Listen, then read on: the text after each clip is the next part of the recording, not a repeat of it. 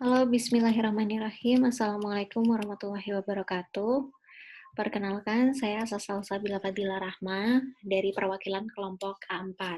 Di sini saya akan mempresentasikan hasil diskusi kami, yaitu mendapatkan kasus ensefalitis.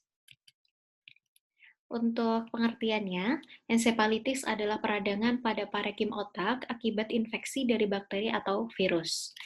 Ensefalitis bakteri biasanya akibat fraktur tulang dari tengkorak kepala yang masuk ke dalam atau alat-alat penetrasi yang terkontaminasi. Nah, ensefalitis virus umumnya akibat dari gigitan serangga yang terinfeksi atau akibat dari infeksi virus. Untuk tanda gejala ensefalitisnya, seperti yang bisa teman-teman baca, yang pertama yaitu adalah demam karena infeksi, kemudian mual dan muntah karena naiknya tekanan intrakranial, kemudian juga mengantuk, lesu, dan pingsan karena naiknya tekanan intrakranial, sakit kepala, perubahan status mental, iritasi, kebingungan, disorientasi, dan kepribadian yang berubah, kemudian juga sakit kepala karena naiknya tekanan intrakranial. Untuk patofisiologinya, arbovirus ini dipindahkan manusia melalui gigitan dari binatang atau insekta yang terinfeksi. Pembawa spesifik yang dapat diidentifikasikan untuk berbagai macam ensefalitis.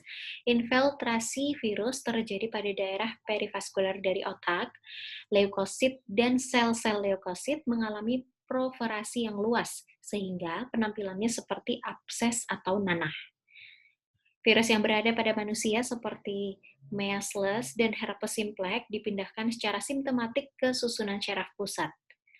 Beberapa virus diperkirakan memiliki daerah spesifik pada otak, contoh seperti virus equine yang berkumpul di cerebellum dan batang otak, infeksi Astellois yang berkumpul pada talamus dan juga otak tengah.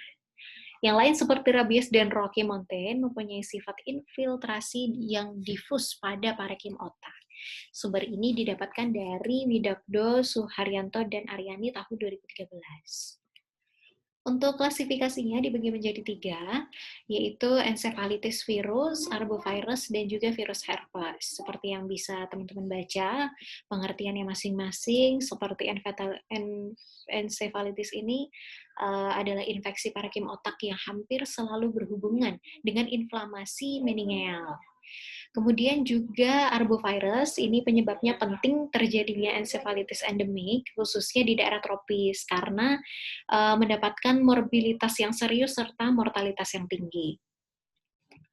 Untuk ensefalitis VHS1 dapat terjadi pada segala usia, tapi yang paling sering itu pada anak-anak dan juga dewasa muda.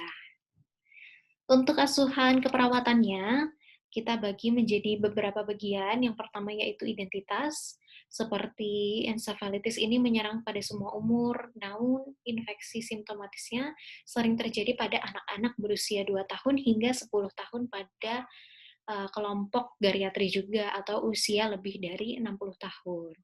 Kemudian juga kita perlu kaji status kesehatan saat ini. Selanjutnya juga kita perlu kaji untuk keluhan utamanya, apakah ada demam, gejala yang menyertai flu, perubahan tingkat kesadaran, sakit kepala letargi, mengantuk, kelemahan umum, dan juga mungkin ada aktivitas kejang. Untuk alasan masuk rumah sakit juga perlu kita tanyakan, namun biasanya ditandai dengan demam, sakit kepala, pusing, mual, muntah, nyeri tenggorokan, dan juga nyeri ekstrim dan pucat. Kemudian juga diikuti tanda-tanda ensefalitis berat ringannya tergantung dari tribusi dan juga luas lesi pada neuron. Untuk riwayat penyakit yang sekarang, ini juga kita perlu tanyakan seperti apa saja yang sedang dirasakan saat ini, supaya juga menentukan apa yang akan kita lakukan untuk tindakan keperawatan.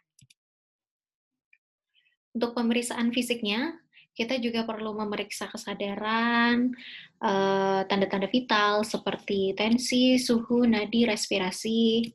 Selanjutnya, untuk pemeriksaan fisik, ini ada beberapa bagian, yaitu seperti sistem pernafasan, sistem kardiovaskuler, pemeriksaan syaraf kranial seperti yang bisa teman-teman baca.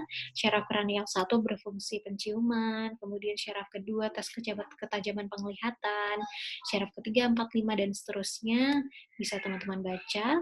Kita juga perlu cek semua yang menyeluruh. Kemudian sistem perkemihan, sistem pencernaan, sistem integumen, muskuloskeletal, dan juga endokrin. Tak lupa juga kita perlu mengkaji sistem reproduksi, sistem penginderaan, dan juga sistem imun. Untuk pemeriksaan penunjang, kita perlu memberikan memeriksa. Pemeriksaan penunjang ini berupa EEG untuk memperlihatkan proses inflamasi yang diffuse bilateral dengan aktivitas rendah. Kemudian kita juga perlu memberikan torak foto untuk mengetahui adakah infeksi pada sistem pernafasan. Kemudian juga perlu memberikan pemeriksaan darah tepi, CT scan, dan juga kita perlu mengecek pemeriksaan virus. Untuk penata laksanaannya, ini bisa dilakukan isolasi yang bertujuan untuk mengurangi stimulus atau rangsangan dari luar. Ini sebagai bentuk tindakan pencegahan ya. Kemudian untuk terapi antibiotik sesuai dengan hasil kultur, mempertahankan hidrasi atau mempertahankan balance cairan. Selanjutnya mengontrol kejang obat antivirus, antikonvulsif, dan juga mempertahankan ventilasi, membebaskan jalan nafas, dan juga mungkin memberikan O2 sesuai dengan kebutuhan.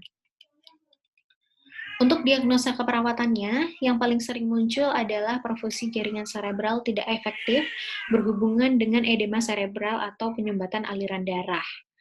Kemudian juga yang kedua yaitu gangguan mobilitas fisik berhubungan dengan kerusakan neuromuskuler. Kemudian resiko trauma fisik berhubungan dengan kejang. Untuk intervensinya, perfusi jaringan serebral tidak efektif tadi, kita perlu memantau tanda-tanda vital seperti suhu, tekanan darah, nadi, dan juga pernafasan. Kemudian juga pantau respon neurologis pada pasien, pantau tekanan perfusi serebral, perhatikan perubahan pasien, mengadakan aktivitas kolaboratif, perhatikan parameter hemodinamika, memberikan obat-obatan, dan juga induksi hipertensi untuk mempertahankan tekanan perfusi serebral sesuai dengan program. Untuk intervensi dengan diagnosa yang kedua, yaitu gangguan mobilitas fisik berhubungan dengan kerusakan neuromuskuler.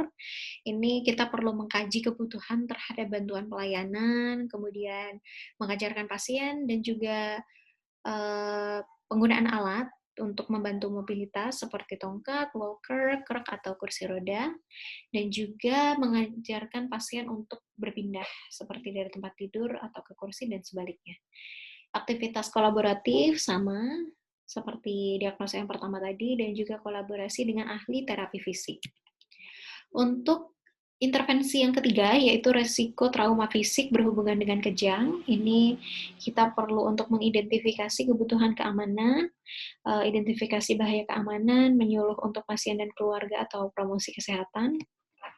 Kemudian memberikan informasi tentang bahaya lingkungan, aktivitas kolaboratif, rujuk pada kelas pendidikan di komunitas, dan juga membantu pasien saat berpindah ke lingkungan yang lebih aman. Terima kasih teman-teman untuk perhatiannya. Apabila nanti akan ada yang didiskusikan, kita diskusi bersama-sama. Terima kasih. Wassalamualaikum warahmatullahi wabarakatuh.